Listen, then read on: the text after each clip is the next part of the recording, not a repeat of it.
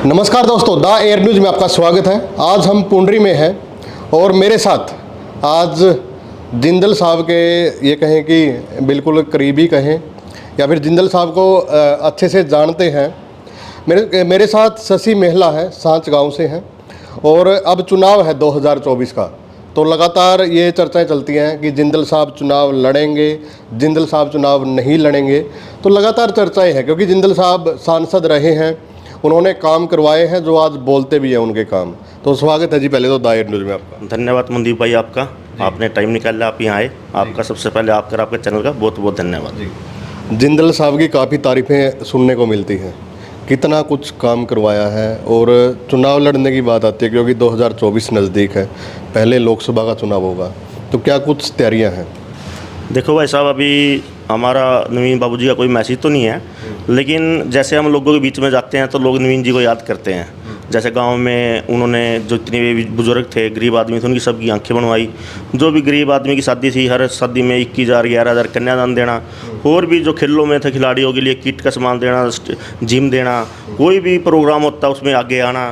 तो नवीन जिंदल की जो छवि है वो आज भी लोगों के मन में है। और उन्होंने लोगों ने 10 साल जो ये टाइम गया है, हम ठीक है जो भी एमपी है, एमपी का काम इतना लोगों के बीच में रहना नहीं होता है, लेकिन नवीन जिंदल एक पहले ऐसे एमपी इस देश में, पूरे देश में कह सकता हूँ मैं, जो एक एमएलए की तरह काम करते हैं। वो हर एक हल्के में अपना पीए छोड़ते हैं, भी अपना हल कोई भी दिक्कत उसको जाके देखिए।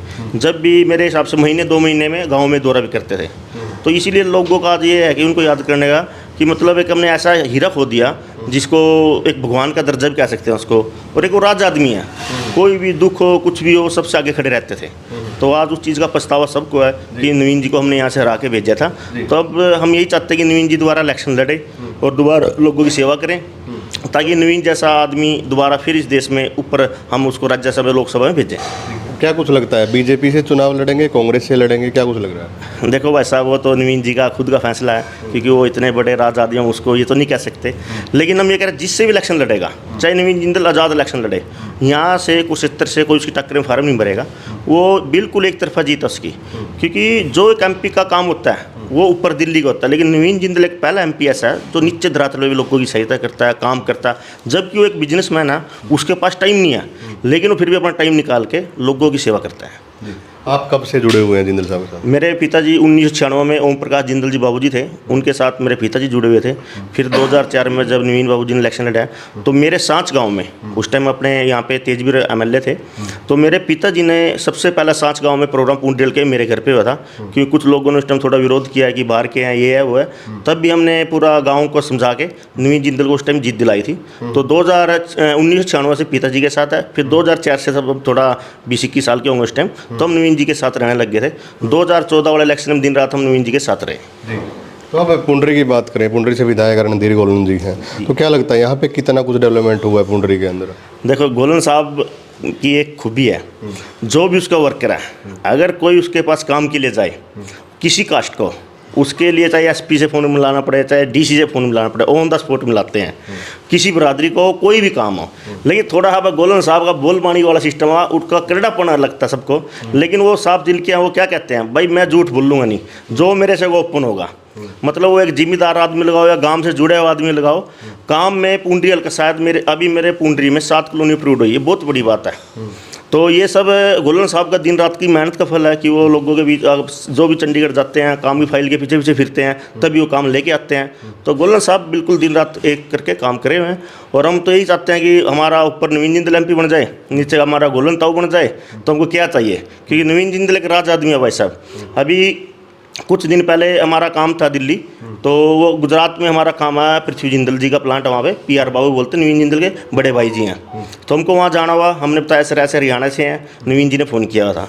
तो पीआर बाबू ने आदेश दिया कि ये मेरे हरियाणा से अपने घर के हैं, इनका जो भी काम हो पहले किया जाए, चाय पानी खाना खिला के भेजे। तो मतलब एक राज आदमी इतनी इज्जत करे ना, वो भी उनको भी लगता है कि अपने आदमी हरियाणा के हैं, पूरा मान सम्मान देते हैं नवीन जिंदल। तो मैं कह रहा हूँ ऐसे आदमी को अगर वहाँ यहाँ पे आए तो लोगों को साथ देना चाहिए। जी।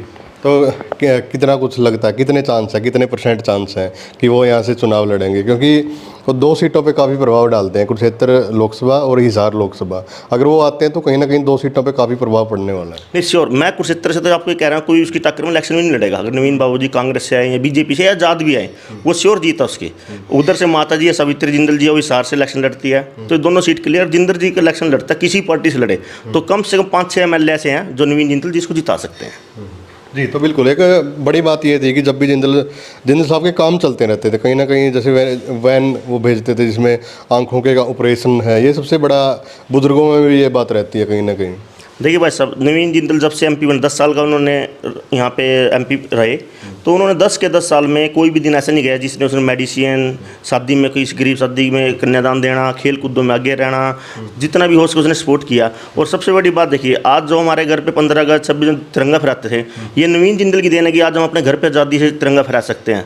अगर नवीन जिंदल की देशभक्ति देखने को नहीं मिलती है कि तिरंगा के लिए सब आदमी नहीं लगा सकते थे, आज उसकी देन है जो हम अपने घर पर तिरंगा लहरा सकते हैं। तो इससे बड़ा क्या देशभक्त मिलेगा हमको, आप बताइए। आजकल के MP है कोई जानता भी नहीं है, नवीन जिंदल को बच्चा बच्चा जानता है कि नवीन जिंदल है। कोई भी हेलीकॉप्टर आता है तुरंत सभी बच्चे बोलते हैं नवीन जिंदल आ गया। तो ये हमारा कुरुक्षेत्र का बहुत भाग्य था कि हमने 10 सालों में मिले। हम दोबारा नवीन जिंदल से अनुरोध करते हैं कि आप एक बार दोबारा इलेक्शन लड़िए, दोबारा लोग आपको चाहते हैं कि आप आइए, दोबारा आपको यहाँ से निराशा नहीं मिलेगी, ये हम आश्वासन देते हैं नवीन जी को। जी जी, तो बिल्कुल भाई 2024 का जो लोकसभा चुनाव है वो नज़दीक है, सरगर्मियाँ तेज़ हो रही हैं और अब उनके समर्थक हैं जो वो कहीं ना कहीं ये चाहते हैं कि नवीन जिंदल जी यहाँ से चुनाव लड़े और अपील भी कर रहे हैं। आप लोगों को क्या लगता है कि नवीन जिंदल जी अगर चुनाव लड़ते हैं उनकी हार होगी या फिर उनकी जीत होगी?